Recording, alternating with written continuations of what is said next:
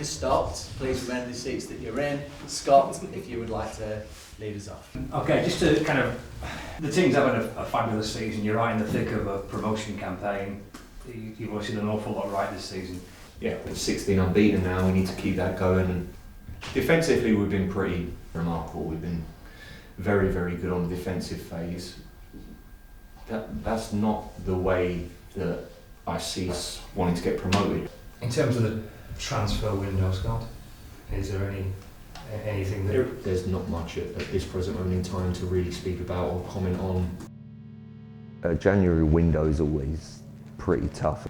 It's a quick turnaround. You have a 4-week window where what you don't want to do is make bad decisions. Safe travels, lads, if you're coming down at the weekend. In a transfer window, it feels like at times it never stops and that clock's always rolling.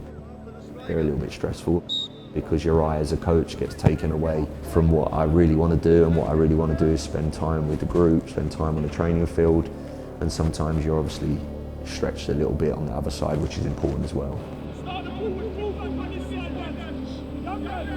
There is a pressure to add goals this window, especially with how well we've been doing defensively as a team, but we need to go and make these 0-0 draws into wins.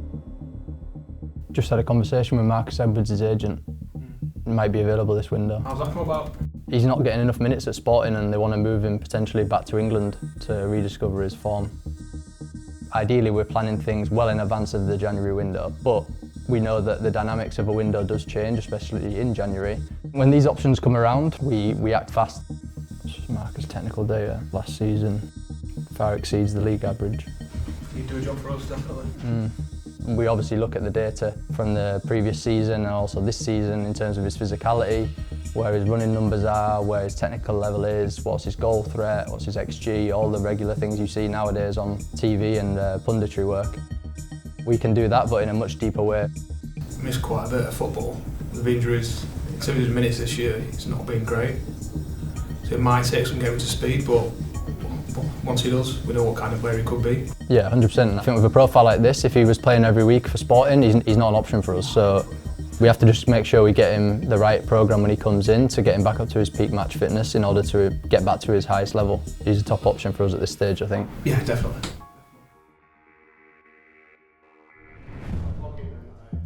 I do not look forward to transfer windows. Plenty of room.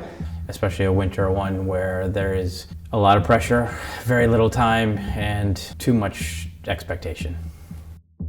So a couple of things, just logistics-wise. We got 1 week left. Okay. So, George, you sent us some stuff. Yeah. From speaking to the manager and these chats from previously, the main target that we're all trying to push for this window is Marcus Edwards at Sporting. Okay. He has got options bottom of the Premier League, but he kind of doesn't want to go to a dogfight in the relegation teams. He wants to come and try to be a part of something more positive. He would consider Leeds, Sunderland or us that are challenging for promotion. Scott's had a chat with him and it all went very positively, so... He has spoken to Sunderland as well, correct? Yeah. Yes. So we don't know that there's a bias yet from the player one way or the other.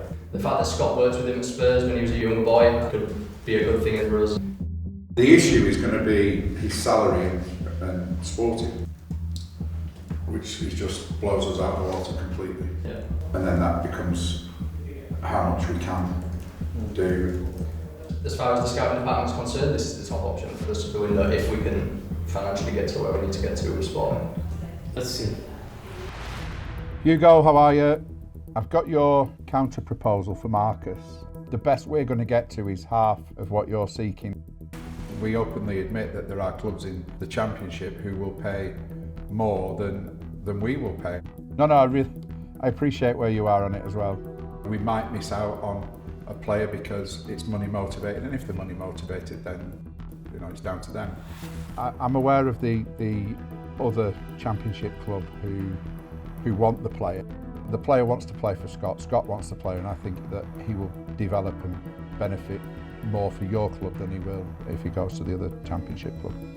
If we get to half what you've asked for, I'll send you a revised offer on email. If that structure works, we can begin paperwork and try and get him on a plane over here tomorrow or Sunday.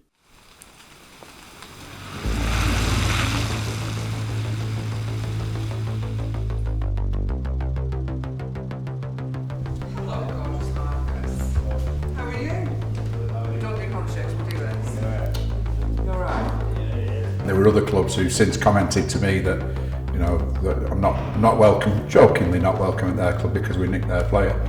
The one thing as a coach from my side is you want the comfort of knowing what you bring in. I know Marcus from doing my coaching badges at Spurs. I know what he is firstly as a human, I know what to expect. The package has arrived. If Scott Parker hadn't been the Burnley head coach, Marcus Edwards wouldn't be at Burnley. That's as simple as that, you know. That's testament to Scott's ability to sell to Marcus where he sees him and what he wants to do.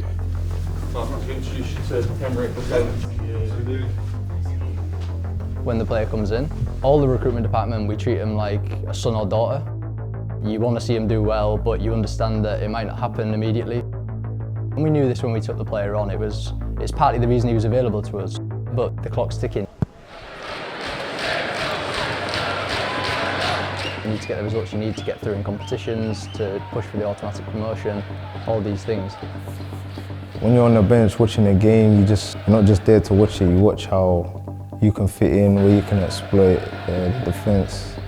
You see how you can come on and affect the game.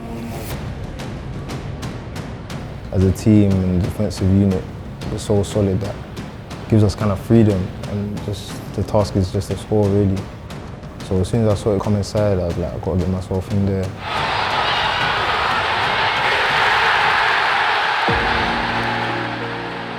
Ultimately, for a loan, you want that to be as immediate impact as possible. In Max's case, he came on in the first game and scored, so it's almost like confirming what you already knew.